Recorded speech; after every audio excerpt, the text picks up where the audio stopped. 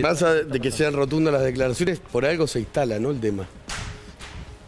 Seguramente que por algo se instala y es un debate que hay que seguir dándolo en profundidad porque es un tema sensible, porque muchas veces se utilizó la persecución judicial contra políticos. A este gobierno no se lo puede acusar de eso porque claramente no hay ningún juez que está a disposición de este gobierno porque no tuvo nada que ver la designación del pasado de estos jueces y no somos un gobierno que articula la justicia para generar conexiones políticas. Al revés, hablamos de la independencia de la justicia. Bueno, empieza el año electoral, la información que tiene Santiago, y que es buena, es que se va a mandar un proyecto a la Casa Rosada para eliminar las PASO. ¿Está bien en medio del año electoral que se eliminen las PASO con el financiamiento de los partidos? Lamentablemente no se pudo hacer antes, pero creo que hay que... Desde el primer momento... Creo que la mayoría de los argentinos estamos en contra de las PASO. ¿Por qué? Porque no fueron utilizadas de una manera eficiente. Fue un invento que hizo el kirchnerismo para resolver sus internas. Porque no podían cerrar, porque habían tenido malas experiencias políticas en el pasado y después no funcionaron operativamente. No generaron un resultado. Salvo en la última elección, nunca el peronismo ha ido a paso por una candidatura presidencial, pero en realidad el proyecto de las PASO incluía el financiamiento de los partidos y el reparto de la publicidad de modo equitativo en los medios audiovisuales, y eso era el plan de Kirchner, ¿no? Que ahora también se va a mandar aparte para modificar. Miren la hipocresía de lo que fue el kirchnerismo. Crearon las PASO por ley y después no quisieron tener unas PASO con randazo. Y se fueron del peronismo, del partido justicialista, mejor dicho, a armar nuestro espacio político. Así eran de hipócritas. O sea, porque se acuerdan que creo que fue en el 2017 2017 que Randazzo se quiso proponer para hacer unas internas, porque existía... 2015. No, 2017, porque cuando fue candidato a diputado nacional. Randazzo queda por adentro del partido justicialista. Con Unidad Ciudadana. Y Cristina se armó en el espacio político y no quiere las PASO. No querían utilizar la herramienta que ellos mismos habían creado para resolver sus internas. Esa era la hipocresía. Entonces, para terminar con esos costos de la hipocresía del kirchnerismo, hay que terminar con las PASO. Y creo que la mayoría de la dirigencia política está de acuerdo con esto. Bueno, empieza el año electoral, el gobierno va a querer tener la iniciativa, suele tenerla, es muy hábil el gobierno en esto. Entiendo que van a poner en la agenda como varias reformas, pero políticamente, ¿qué va a pasar? ¿Con Macri, por ejemplo? Mirá, creo que lo primero que hay que analizar políticamente, como bien hacía la distinción antes, es una cuestión electoral y otra cosa es lo que pasa con lo político, con las decisiones que se toman en políticas públicas. Y ahí lo que podemos ver es que durante todo el año hubo acuerdos políticos con el PRO y con otros espacios políticos. Porque por supuesto la minoría que tiene la Libertad Avanza es muy chica dentro del Congreso y me hace recordar el año pasado cuando venía a este programa de televisión o otros programas y me preguntaban cómo podíamos hacer para conseguir sacar leyes. Me acuerdo que una vez estuve acá a Martín Tetaz enfrente y me hacía ese cuestionamiento. Ustedes no van a poder hacer nada porque no tienen los diputados suficientes. Y lo logramos. O sea, eso habla muy bien de los acuerdos políticos, que seguramente también pueden llegar a ser acuerdos electorales. Porque si logramos acuerdos políticos en un lugar como el Congreso de la Nación, ¿por qué no los podemos lograr en términos electorales? Es interesante. Hace un año se imaginaba que el gobierno iba a estar como está hoy. O hace un año si le... La verdad me sorprendió, está mucho mejor de lo que yo pensé. Cuando veo las variables económicas, cuando veo las políticas públicas que se implementaron, superó mis expectativas. Y mis expectativas eran demasiado altas. ¿Y Milei cómo está?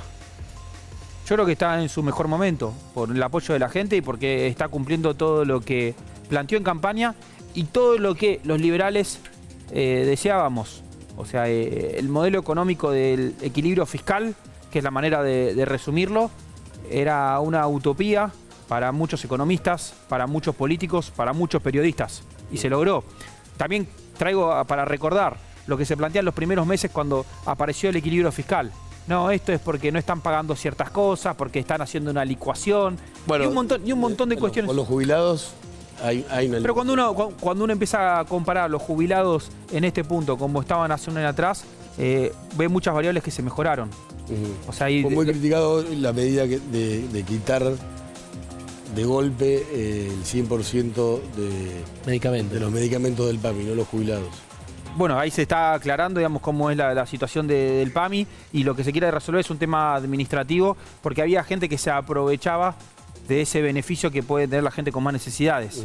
Entonces, administrativamente hay que ordenarlo, porque uno de los problemas que hay en el Estado es que hicieron algo tan grande que está totalmente desordenado.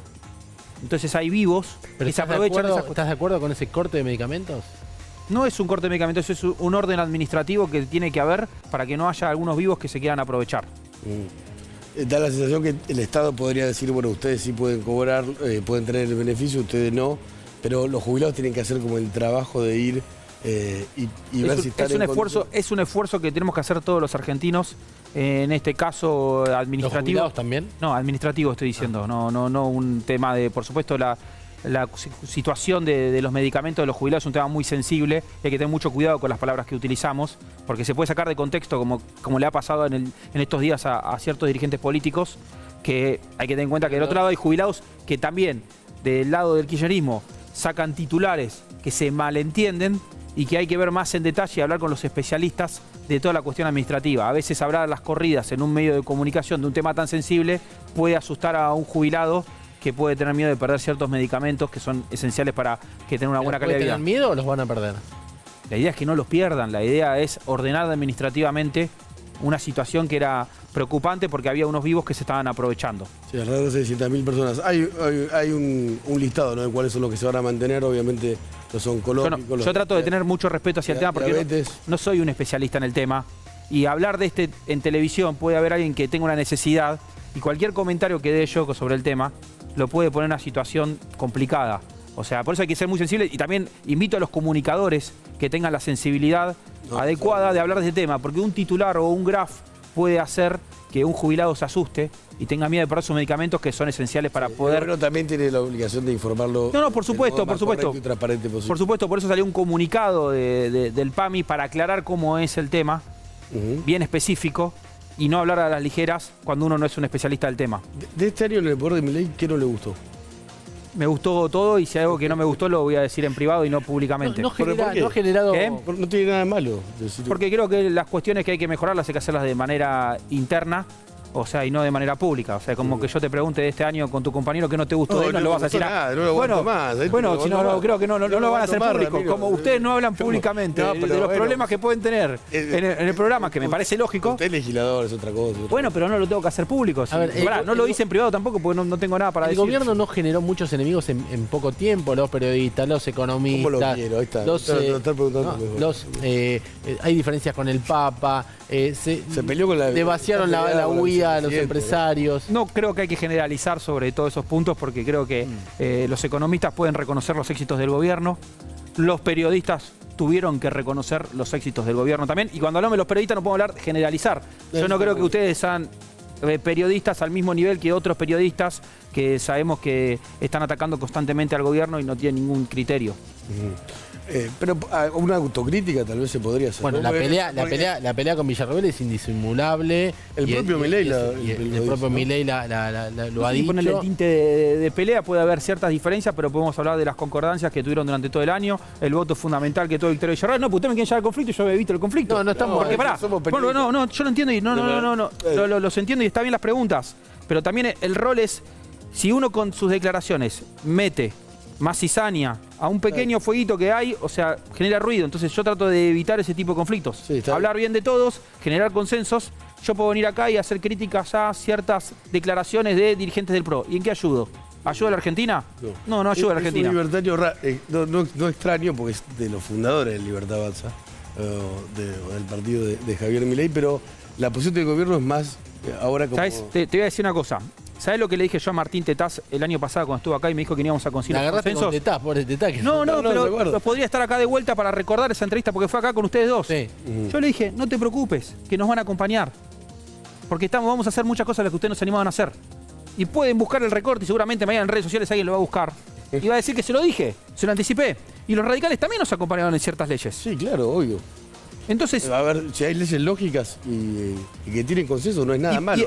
Así se hacen las leyes. Escuchen esto, y seguramente y en todo el mundo. El 80% de lo que dicen periodistas está bien y están en orden de lo que... Pero hay un 20% que capaz es incorrecto y lo único que hace este gobierno es decir, miren, por decir un porcentaje inventado, miren, esto no es correcto, antes no pasaba.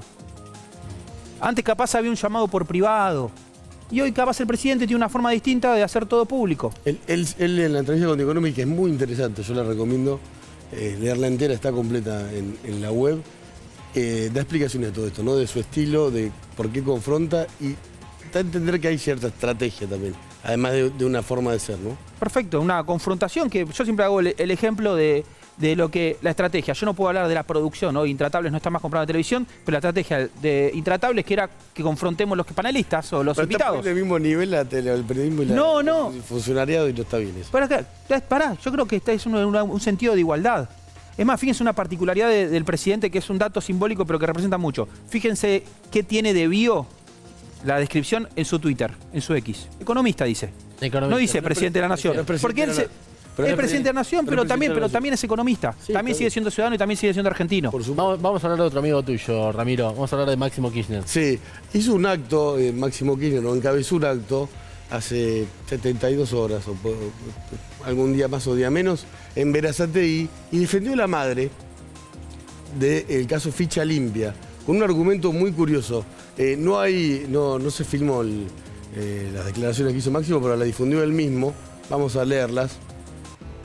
O sea, son declaraciones que hizo, Sí. no sabemos. En Berazategui, después del caso Ficha Limpia y del escándalo, dijo Máximo, los empresarios de los balances sucios quieren ficha limpia porque Cristina es la única que puede romper con la idea de que el pueblo no puede vivir mejor. Después siguió hablando, la sociedad tiene que participar porque si no se la van a llevar puesta a ella los recursos naturales. Sí, lo de siempre. Sí. Cuando los escucho por la libertad vas a hablar de Dios, patria y familia, pienso que si el gobierno sigue así, no va a quedar patria. Una supuesta ironía, pero lo interesante es la primera declaración. Sí, ¿no? pongamos la primera de vuelta y Sí, vamos a preguntar a Marra. porque después de que se cayó Ficha Limpia en el Congreso, salieron a hablar o hablaron varias cámaras empresarias, la Cámara de Comercio Argentino Norteamericana, y Máximo criticó puntualmente también a los empresarios que están nucleados sin idea. Ahora le preguntamos a Marra qué opina, pero yo quería decir una cosa muy cortita de Máximo. Primero, el cinismo. Porque si empresarios piden que haya ficha limpia, lo que hace Máximo es decir, no, pues ellos tienen los balances sucios. Los de IDE, de la Cámara Argentina, no sé cuál, no importa cuál. Generalizando y sin dar ninguna prueba de nada. O sea, ellos no pueden hablar porque tienen sus empresas sucias. Entonces no nos pidan ficha limpia a nosotros. No es Cambalache, no cualquiera es un doctor. Si lo sabe, tendría que denunciarlo porque es un diputado, ¿no? Y después, Máximo Kirchner es empresario hotelero. Y él está en un juicio oral que está retrasando, gracias a ardides legales, la causa Otesur y los Sauces, porque sus empresas, de las que él era un directivo muy importante, y por eso va a juicio oral por corrupción, tenían balances truchos, o no tenían balances.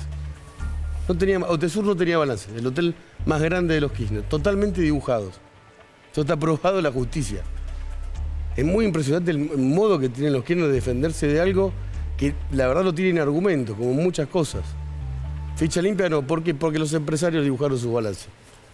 No, Mira si aparece mañana ficha limpia en las extraordinarias. ¿Te gustaría? Ojalá, porque es una discusión que hay que darla. Me llama la atención esto de Máximo, manda las declaraciones por escrito, no manda audio, no manda video, y aparte manda estas declaraciones. Susana, tío.